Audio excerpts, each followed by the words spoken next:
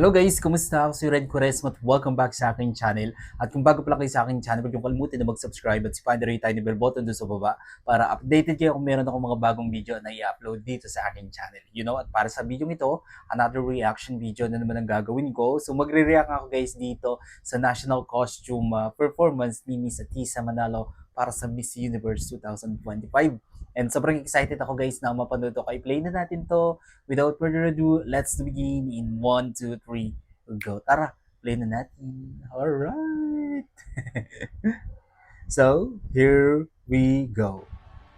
Wow. Wow. Grabe yung crowd, no? Ang ganda ng national costume niya. With every element inspired by the nation's grandest celebrations. She is the embodiment of celebrations and good vibrations. Philippines. Yung galing ni Atisa. Wow. Work of art yung kanyang national costume. Oh my God, guys, kinikilabutan ako.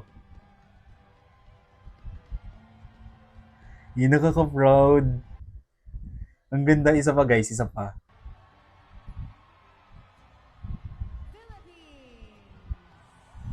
Bumagay yung kulay ng background kay Atisa sa kanyang national costume.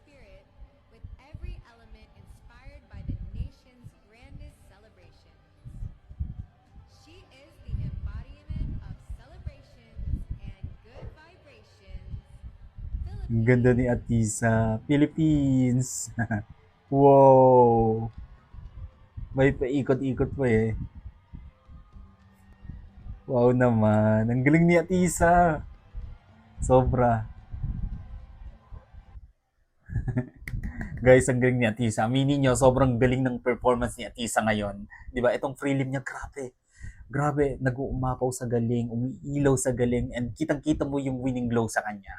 Alright, kung nagustuhan nyo ito guys, video itong malaking likes, mag-comment kayo kung meron kayong mga request na video na pwede kong gawin dito sa aking channel. Bye po!